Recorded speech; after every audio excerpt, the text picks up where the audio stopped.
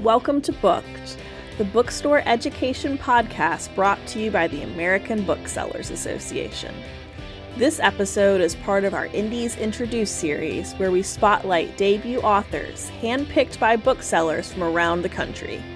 In each episode, a bookseller from the Indies Introduced panel will interview the author of a debut title featured in our program.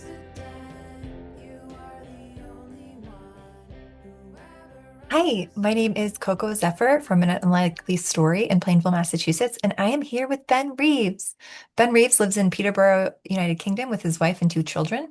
An early draft of Everything Was Beautiful and Nothing Hurt won the International 2024 Bath Novel Award. When he's not writing, he paints, makes music, and works as a web designer for a book printing company. Welcome, Ben. I'm so excited to talk to you today. Thank you, Coco. It's a real pleasure to be here and a real honor to have been chosen.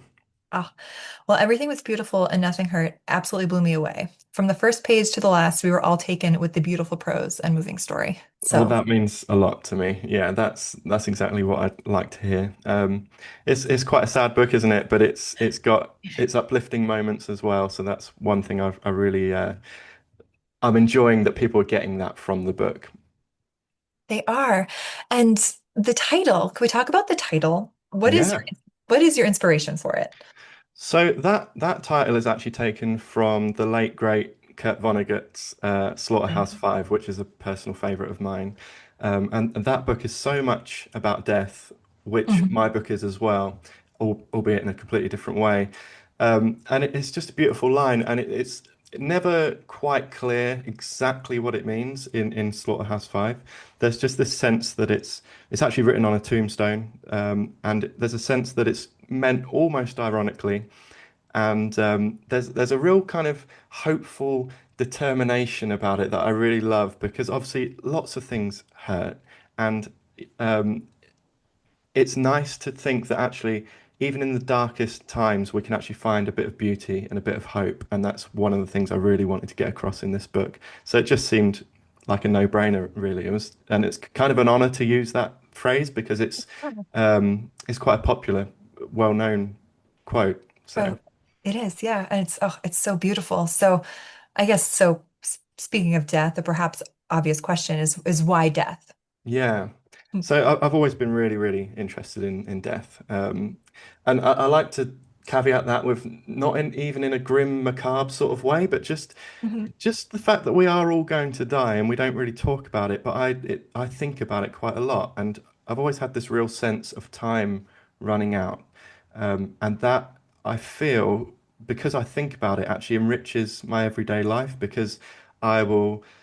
I don't really get stressed very often, and I really try and pay attention to the things that really matter because there's always that little voice in my head that knows that actually one day this is going to end. And when you really, really believe that and know it, it's hard to get stressed about being stuck in traffic or, Mhm. you know, just the normal everyday inconveniences that we get so caught up in. They sort of can fade away if you just have that little bit more um, of an awareness of death. So I really wanted to explore thinking about it a bit more and paying attention to it a little bit more.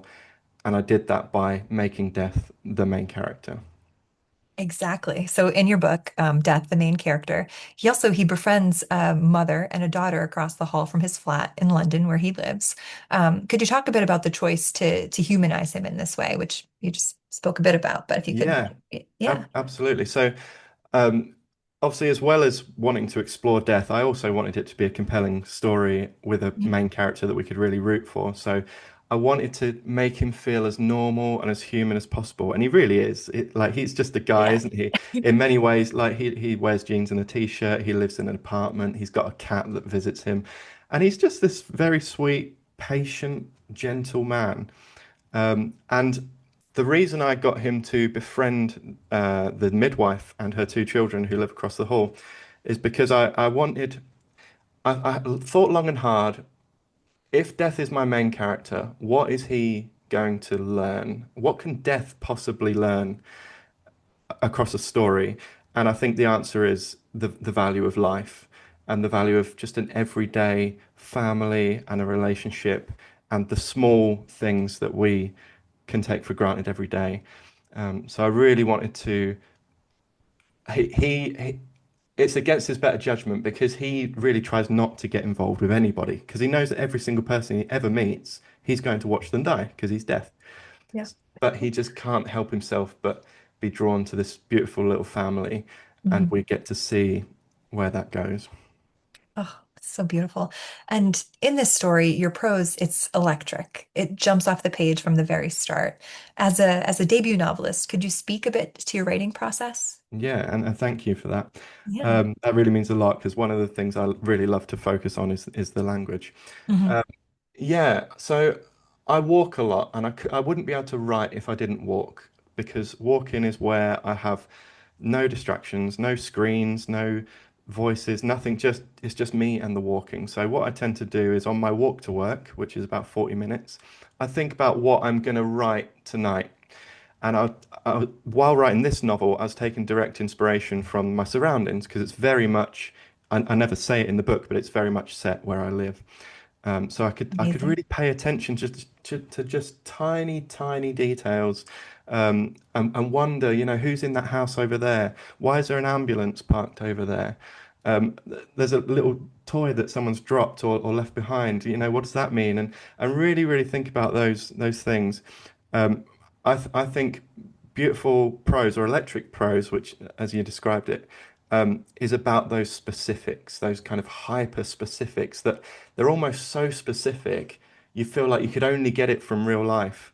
So to then put it into the fiction, I think makes it feel really rich and alive. It does. It does. Um, and speaking of rich and alive, so the ending of your story, without spoiling, it's exquisite. It's both emotional and hopeful. Could you talk for a second about what you hope readers will take away from Everything Was Beautiful and Nothing Hurt? Of course, yeah. I really hope that, and from what I've read of reviews, and I try not to read reviews, but people have said that they came away with such gratitude and such almost a newfound respect for their own lives and for the people around them, which is incredible. And that is the best thing I could possibly hope for that people would take away from it because it does it takes you to some quite sad places, but it does ultimately at the end, as you say, lift you up, quite unexpectedly probably. And I never ever wanted to depress anyone for the sake of it. I always wanted it to have this this wonderful, all-encompassing, bittersweet ending. It's bittersweet, but it's ultimately, I think it does leave you with a sense of appreciating the time that we've got on this planet. It does. And we love it Thank you. so, so much. I really appreciate that. Oh, thank you, Ben. Thank you so much for being with us here today. And thank you so much for writing Everything Was Beautiful and Nothing Hurt. You're very welcome, and thank you so much for including me on the Indies Introduced list. Thank you for listening to Booked, the bookstore education podcast brought to you by the American Booksellers Association. Don't forget to subscribe to the show on your favorite podcast app. Additional educational resources can always be found on the ABA site at www.bookweb.org. Happy reading!